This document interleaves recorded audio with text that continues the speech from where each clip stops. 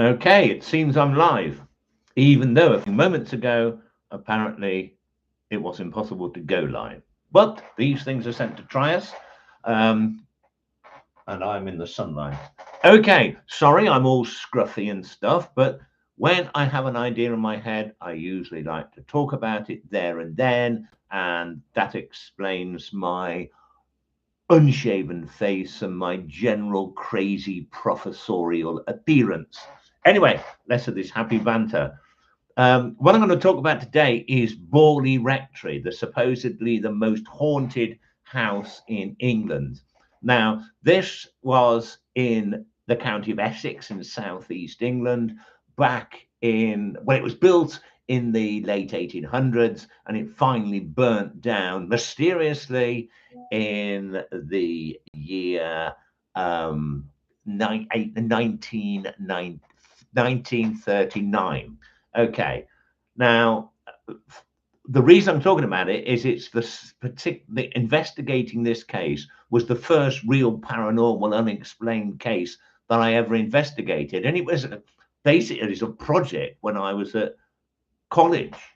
And what happened was something so weird, and the things that happened around it were so peculiar around the investigation, not just the actual site itself, but the investigation, that it got me hooked on the unexplained. And that's why I got into doing what I've done for all these years. There would be no questing, as far as I am concerned, if it wasn't for Borley Rectory. Anyway, let's go back firstly to explain briefly what Borley Rectory is for those who don't know. There's been a few films made about it, but they're not very good. They're pretty low budget, almost like student project films. They're okay for what they are, but it really deserves a great story. Something, I mean, Amityville in the States has had so many versions of its story, but Borley is much more gothic, much more creepy than the Amityville case. Anyway, let's go back to how it started. There was a family that were there, but basically what it is, a little village of Borley, and back in the late 1800s, early 1900s, nearly everybody went to church. And so in this little village of perhaps less than 1,000 people, you would get a good few hundred in church every Sunday. And so there used to be one vicar or priest for an Anglican church per village. Now, because so few people go to church, you might get 10 churches in an area, and one vicar or rector, as they called them, would be in charge of the whole lot. And they'd kind of go around doing a few one Sunday, a few the next, and so on. But back then, the church was big business. And they were able to build a large rectory. That's where the vicar, the priest, lived. And it was opposite the church in the center of the village. And it was quite a big rambling building. There was plenty of guest rooms because various visitors would come and stay. There were plenty of rooms downstairs. It's a kind of building, if you look at photographs of it, that looked creepy even when it was first built. It looked like it was an old Gothic haunted house when it was first erected.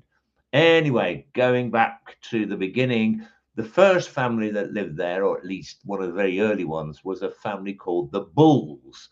And there was a Harry Bull and his son Henry Bull, or maybe it's the other way around, who both were the rectors, the vicars of the village. They lived in the rectory. Now, I think it was at the time of the second of these vicars when he was living there with, I think it was 4 of his sisters and his mother. And they were in the garden one day and they claimed to have seen the ghost of a nun walking along the side of the big garden lawnway. And it was seen on a number of occasions, this dark figure of a nun. People went closer to it, it vanished. It was seen in daylight, or at least in twilight and the early evening. And as you went towards this figure, it kind of melded into the trees behind it. That's the way that people describe how the nun vanished. But it wasn't one of these things where you're seeing patterns in the trees and you think, oh, is that a shape of a person or not? Because this was actually moving along this pathway that became known as the Nun's Walk. Now, The nun was seen outside. As far as I know, originally she wasn't seen inside, but Borley Rectory got to be known as a place of a haunted nun, haunted by a nun. You've got plenty of places like that throughout England with grey ladies, ghostly monks, headless horsemen, and all that sort of thing. I actually think that Borley Rectory had its own headless coachman outside going along the road that people said they saw in the 19th century. But it wasn't that different from any other haunted house that I know of. Now I realise that my bloody camera isn't working. Oh, brilliant. Or is it? Can anybody hear me? Bloody YouTube. No, fair enough. God. How does it work? I'm going to do this on you on Facebook instead. This is why I don't use. There's no point. Who am I talking to? Right, bloody thing. Go away. I see there are two people. Can anybody actually hear what I'm saying? Oh, it's working fine. Is it? You can hear me okay? Okay, I'm going to go off and try again because whatever's recording it must be a really tinny microphone. Because the main... Is it a tinny sound or does it sound good? It sounds okay. Yeah, okay. No, well, as long as people understand what I'm talking about. Anyway, back to what I was talking about.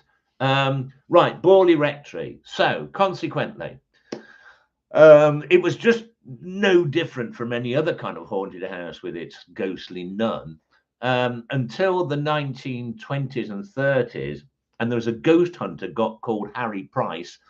People probably have heard of him. He was a famous ghost hunter in England. And he began to investigate the case. Now, once he was called in, people started, all sorts of things started happening. There was poltergeists, the furniture would move around, doors would slam, footsteps would be heard in the place. Stones would suddenly be thrown unknowingly, by unseen hands, as they're described, at windows and all sorts of things. And people began to say, and this is in the 1920s, early 30s, I believe, people started to say, well, Harry Price is faking it all.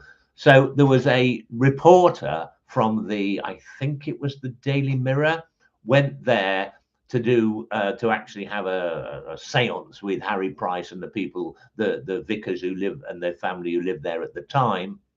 And there was also, and this guy was so impressed by what he saw. He saw things being thrown around, heard noises, that the BBC decided to do a live night after night broadcast from Borley Rectory in a program called In Town Tonight. And it was the first ghost hunting event that's ever actually been recorded and broadcast in this country. I don't know if there was any more before that anywhere else, but it's certainly the first here. I mean, now you get loads of these live ghost shows, like in this country we had Most Haunted and stuff.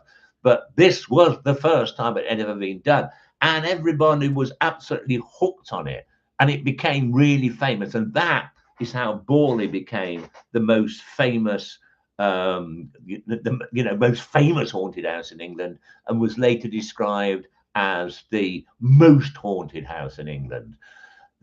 Shortly after this, there was a family who lived at Borley Rectory called the Foysters, an old reverend and his young wife Marion.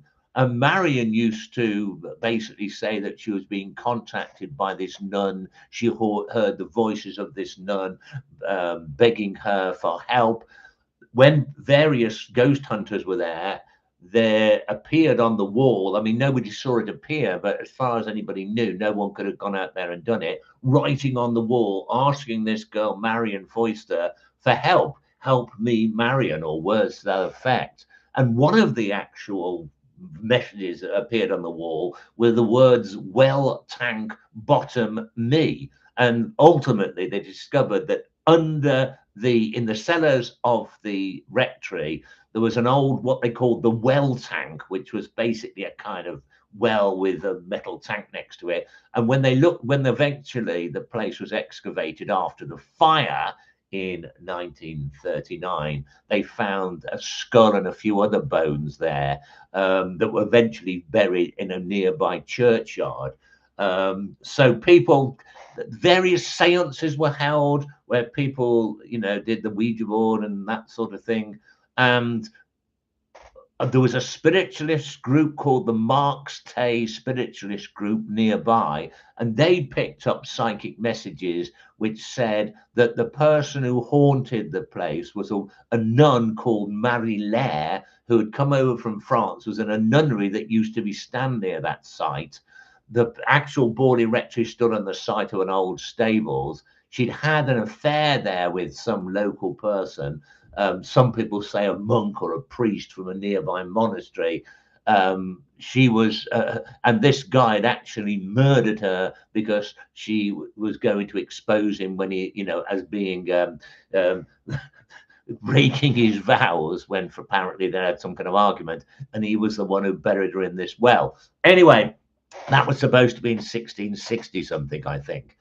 So that's the story of Borley Rectory. Now, when it burnt down in 1939, what was so weird about it is that there was supposed to be a message. There was some people having a seance somewhere in the area, and then one night they were doing this planchette thing, which is you put your hands on this this kind of round, this heart-shaped wooden thing which had a pencil attached to it, and it had runners underneath, ball bearings.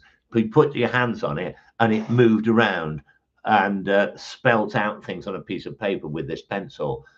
And it started spelling out, warning people that the rectory was in danger. Another group of people having a seance with an ordinary Ouija board, spelling out letters, a group of them.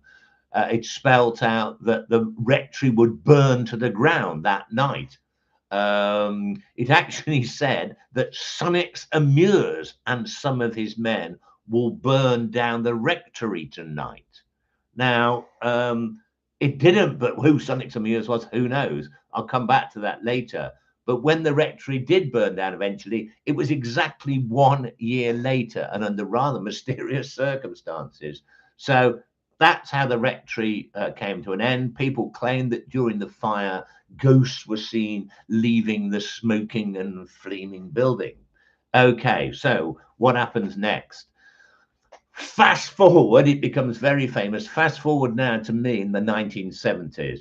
Now, I went to a college in Northeast. I went to Exeter University first to study art, and then I eventually ended up going to what was known as Northeast London University, which is now Northeast London Polytechnic, as it was known then, to one of the only places in the country that actually did a course related to journalism.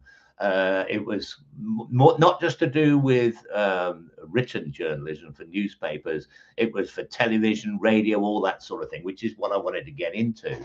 So did this course. It was called Communication and Design, I believe. All the people that ran this course, this is 1973 or something, all the people that ran this course were completely, somebody says, Cosmos, love your videos. Thank you very much. And I'm glad you can actually hear me. I was having some problem with the microphone earlier. It might not be the best sound quality, but anyway, there you go. So, okay, here we go. So I was at this college, and all the lecturers, the people in charge of the course, were all rampant communists because it was really fashionable then. And so they really only wanted us to do projects that involved trade unionship and things like this, and things that they called ideologically sound, what we would now call politically correct. In fact, more than just politically correct. For example, they'd say, okay, today we're going to create, what you're going to do is this week, you're going to cover a news story. Some of you can use film, some of you can use, this was early big television cameras they used in the size of, huge great things that were recording onto big reel-to-reel tapes. You can use television, you can write, you can use sound for just radio, use all sorts of media to cover this event. Now, the events that they were, if somebody covered a trade union congress or some sort of strike somewhere, you'd get top marks. But I was always interested in ghosts and weird things.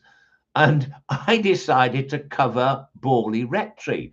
In other words, I was going to go there to find out if anybody in the village ever saw anything strange at the site that used to be the rectory after it was demolished, or that anybody who had actually witnessed things in the rectory was still alive and there today. And obviously the rectory had been there in the 40s, and so this was only the 70s. So, you know, there could be old people living there that remembered all about it. So I thought this will be a good thing to cover. And I got on our course, you were basically, you know, you could say, okay, I've got this idea, who's going to join me and do your bit? And I got everybody wanted to get involved in what I did. Very few people wanted to go and look at a trade union congress or cover a milkman's strike, or as you'd call them today, politically correct, milk persons strike.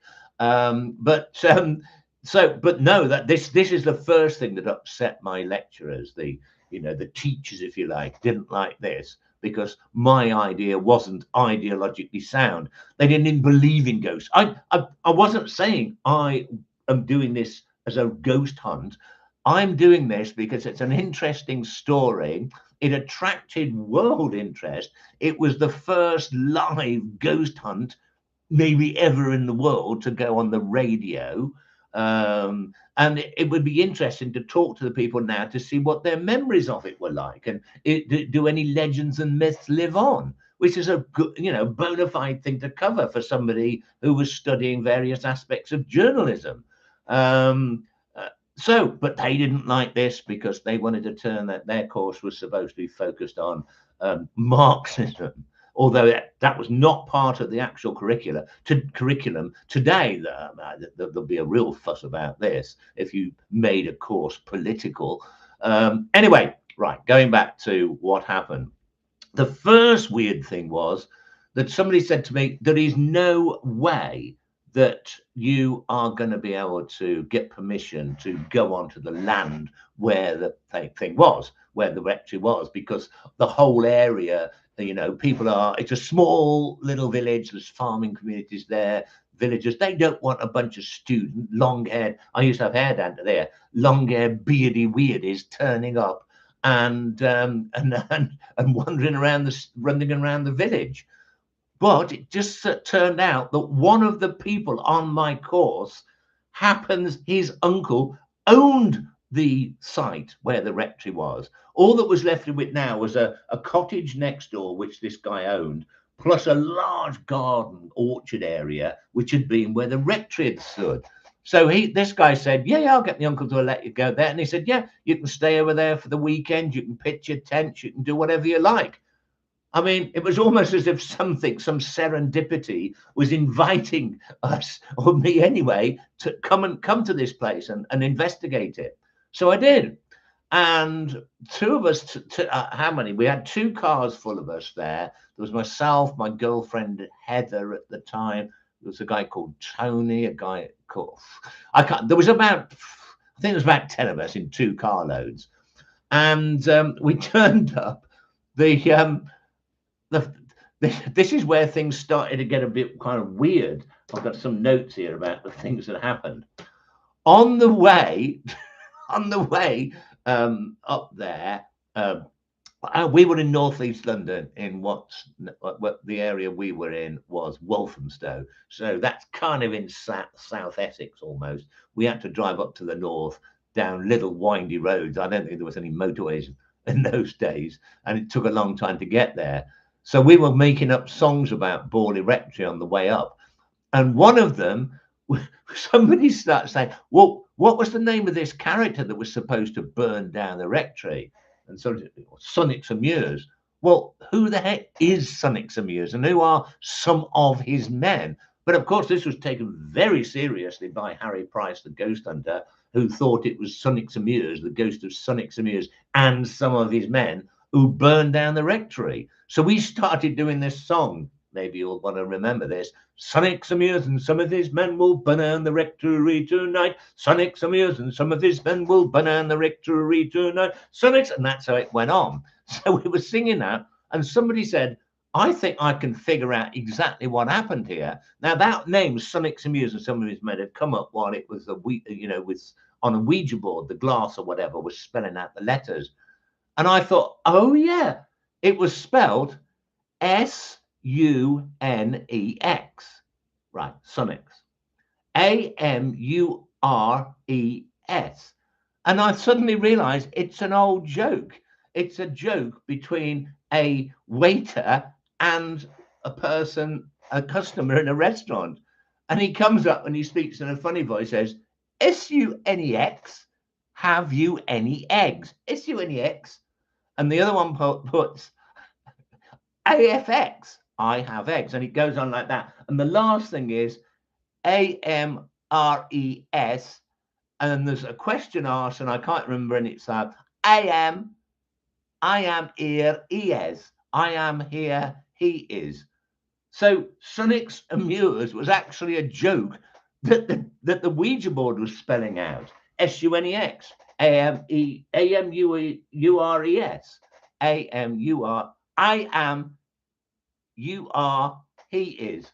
If you see what I mean. Anyway, so it was a joke. And I remember years afterwards, when I used to go to people's houses and they would do Ouija boards, and very often some weird thing would happen and they would start spelling out jokes. The amount of times that I have been to these Ouija board things and had their spirit spell out pretty amazing jokes is unbelievable. So I think that the Sonix Amures who actually burned down the rectory was just a joke.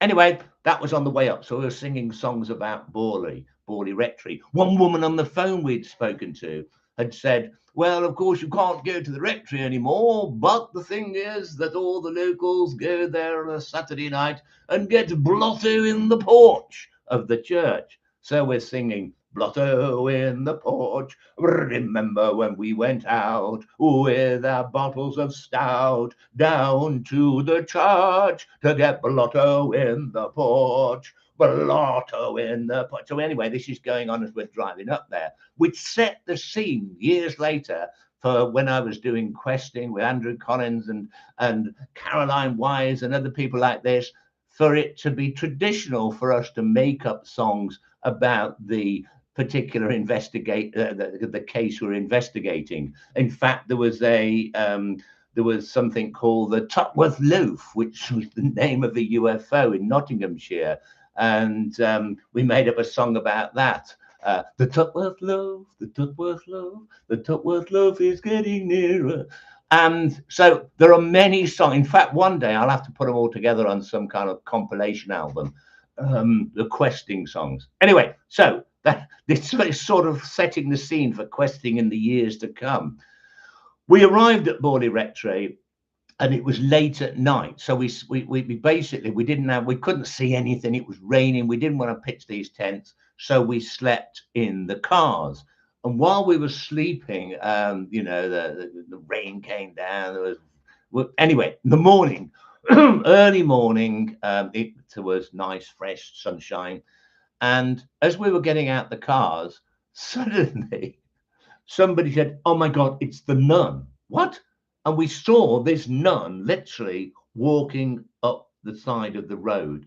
And these 10 weird looking students get out of these cars and absolutely stare at this nun as she walks past us, and she turns around and says, good morning. It was an actual real nun heading for the service in the local Catholic church.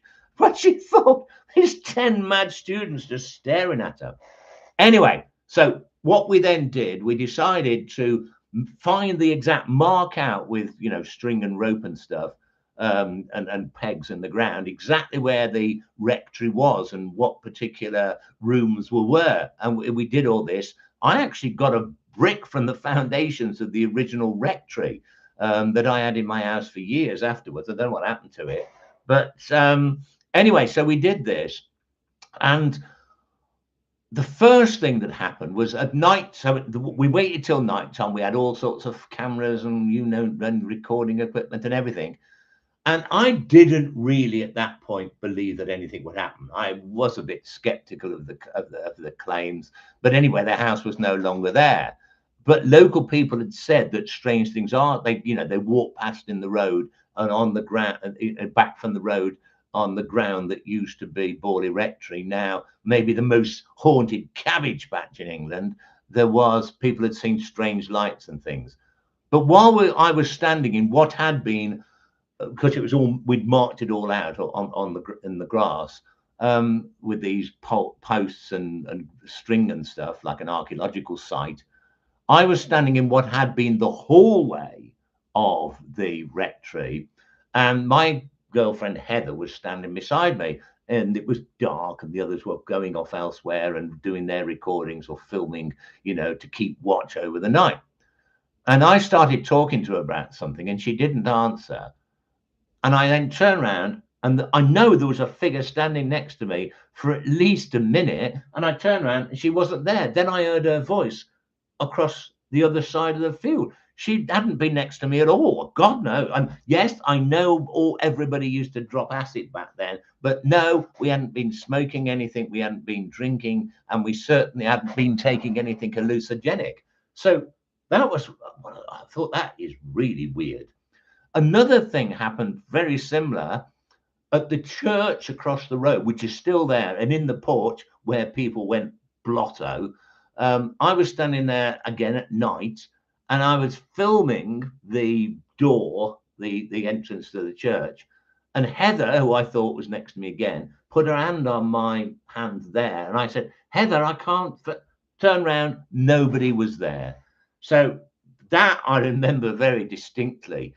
The other people claim to see people wandering around, feel presences. On one occasion, there was a light that seemed to come from out of the trees, go a kind of small ball of light that whizzed across from the trees and went into behind where what's now called the Rectory Cottage was standing. I didn't see that; others did. Cameras and equipment kept going wrong. I was doing a lot of sound recording, and you kept getting these strange noises on it. We were using what were known as Tamberg recorders, and it was the ones they used to use for recording radio shows live live at the location, the BBC and people used. And they shouldn't have kept going wrong, but they did. But while we were there, we were interviewing people, and many of them had tales of strange things happening on this piece of land. It was just so weird. But it's not the fact that twice I thought Heather was standing next to me and she wasn't. Other people had similar experiences there, and people had seen this strange light. Loads of people in the village there's a lot of the older people that still remembered what would used to be like there. They'd say they'd go past the house and they'd see lights inside the house when no one was home. They'd hear crying, the crying of a baby. They'd go in there, and of course there would be no baby in the house. Why that particular area? Who knows? But ultimately it burnt down, and it seems to remain the most haunted cabbage patch in England. It was a squash cabbage patch, most of it. Old cabbages were growing there that nobody would eat. So they were kind of wild cabbages, if there is such a thing. So, okay. But what I found fascinating, I got into the idea of stone tape at that time. There was a TV movie, a British TV movie made at the time, or like a play thing, called Stone Tape, written by Nigel Neal, the same man who wrote the Quatermass stories. And this was about a haunted house that experts realized that what was happening is the brickwork of the house was recording emotional impressions, and if people got murdered, the emotions associated with that hatred and that fear was stuck in the wall, and certain sensitive people would come back later and they could pick this up, and it resulted in like an hallucination of seeing what had actually happened at the time, hence stone tape. And I thought, I wonder if that actually ties up with Borley Rectory, especially with what we've got, some of the bricks in the foundation that are still there. And I was able to take this brick that I had to experts at London University, who said, well, it's made of something called bunter sandstone. I said, well, what's this? Well, all bricks are made of various types of sandstone back in the Victorian times anyway. And these bricks, different types of sandstone are used. And if a type called bunter sandstone is used, it's used more rarely than the others. So you might get only 1 in 100 houses that is built from this bunter sandstone. And I thought, that's interesting. It started me on a whole quest to find out if there was any connection between various houses that were built with bunter sandstone and ghosts. And cutting a long story short, and this is a completely different story I have to talk about another time, it really did appear that this was the case. But not all of Borley Rectory was built of bunter sandstone. It was built in as a series of buildings being added onto it over a period of 20 years, I believe, originally. And it was only in the parts where this bunter sandstone was that the ghosts had been seen. It was actually right next to where I found this brick that I thought that my girlfriend was standing at the time. And then I said, well, what happened to the bricks that had actually been used to build the whole house? Obviously, it was demolished after it had burnt to the ground. What happened to the bricks? Well, we found that some of them had been used to level a playing field, football field at a local school that was, used as rubble to fill it in. And incredibly, when we went there, we found that there were stories of a ghostly boy who used to stand looking forlorn by the goalposts that would disappear when people approached him. Now, nobody, as far as I know, had ever figured out there was any connection between that particular part of the field where these bricks have been used to level the area under the ground, and Borley Rectory. And so this ghost was weird. Some other of the bricks were acquired by a building firm that built another house in the area, and that was said to be haunted. Anyway, again, I'm digressing a bit, but it really got me fascinated about everything. What was so weird about the whole thing is that it kind of haunted me thereafter. We'd finished the investigation. I went back to the college in northeast London and I started to put together what I considered to be a really good project. One by one, the people at the lecturers there got hold of the other people that were on my project with me, these other 9, took them aside and said, you don't want to get involved in this, you won't get any marks, join them over there who are investigating the milk persons strike. I just ended up on my own doing this. I thought, I'm sticking with this. I'm sticking with it. And I remember one night somebody said to me, if you carry on doing this particular thing, no matter how good it is, they're going to fail you. You'll get kicked out. And I said, yeah, it's probably not worth it. If I want to investigate these kind of things, I'll do it when I've finished college. But then that night when I went to sleep, I mean, okay, it could be my unconscious mind. I woke up and at the end of my bed, I saw this nun figure. I mean, you couldn't see her face. She was there. And I thought, somebody's messing around, because I convinced I was awake. And I thought, this is crazy. Is this an after image of a dream? And I looked around and looked back and she was still standing there. And I thought, this is crazy. Who is it? Who is it? I mean, I was only in one small room then, a bed sit. So nobody could have got in without smashing the door open, and they couldn't have come from anywhere else. But I thought they must have done. So I went closer to this nun, and basically she just said to me, lie down. And I thought, oh, half asleep. And I said, what are you? She said, don't give up, and vanished. Now, obviously, that is my unconscious mind, but I'd never had anything like that before. It was so weird. So I thought, right, I'm not giving up. I will triumph and they will pass me. So, I will get my degree. So what I did is I carried on and I put together the most amazing presentation with sound and video and all the rest of it, photographs, and I got failed and thrown out of college. But if it wasn't for me carrying on doing that, I would have never have thought, I think we ought to, somebody ought to investigate these weird and wonderful things, not just from the normal way of doing things like turning up and seeing if there are any ghosts there and talking to a few people, but taking a holistic overall approach to it. Enjoy yourself, immerse yourself in it, sing songs about it if you have to, stay there, have fun. Don't just turn up like a bunch of rather stuffy individuals like the psychical research societies used to be. No, do get involved in the case, talk to people, have some fun, immerse yourself, and then things begin to happen. And that is how really myself, when I shortly after that met Andrew Collins, that we eventually started the Strange Phenomena magazine, and questing began. So this was kind of the beginning of questing. And it did seem that Borley was calling me in, just the coincidences of knowing a guy on the same course whose uncle owned the place.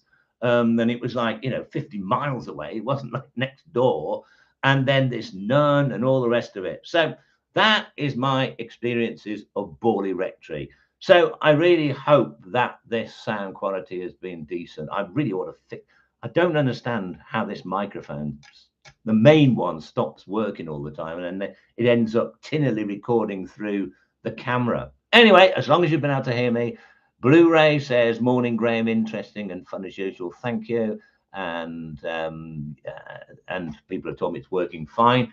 Okay, there's been about 8 of you watching. Thank you very much. I shall keep this up and put it and share it share it on Facebook and stuff. So hopefully there'll be a lot more people watch this. So if you want to know where Borley Rectory is, it's in the north. It's almost on the border between Essex and Sussex in the southeast of England, and it's near a town called Sudbury. And there you go. So maybe go and have a look at it and sing the song. Sonic Samirs and some of these men will burn down the rectory tonight. Okay then, bye for now. End.